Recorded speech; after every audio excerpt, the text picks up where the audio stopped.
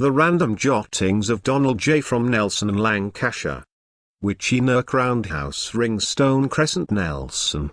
Once upon a time, in a small town called Nelson, there was a mysterious place called Witchy Neuk. It was an old, abandoned roundhouse located on Ringstone Crescent, and the locals whispered stories of dark magic and curses that were said to be at work there.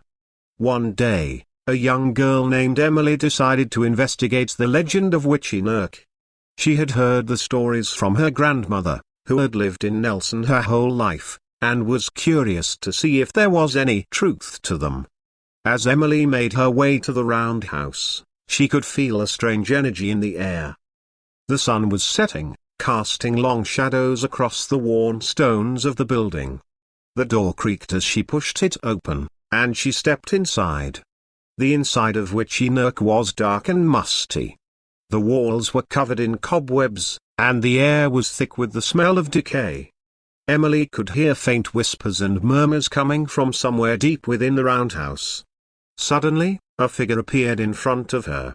It was a witch, dressed in a tattered black cloak and holding a gnarled staff. Emily could feel her heart pounding in her chest, and she froze in terror. But the witch didn't seem interested in harming her. Instead, she beckoned for Emily to follow her deeper into the roundhouse. As they walked, the whispers grew louder, and Emily realized that they were coming from the walls themselves. The witch led Emily to a hidden chamber at the center of the roundhouse. In the center of the chamber was a stone altar, and on the altar was a glowing crystal. The whispers were coming from the crystal, and Emily could hear them more clearly now. The witch explained that the crystal was a source of great power, but it had been cursed long ago by a group of angry villagers. The curse had caused the crystal to absorb negative energy, which was why the roundhouse had become a place of fear and darkness.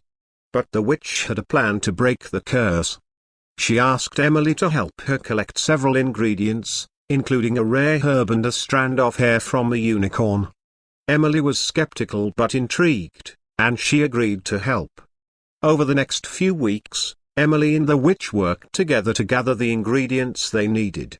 They traveled through dark forests and across misty moors, facing many dangers along the way.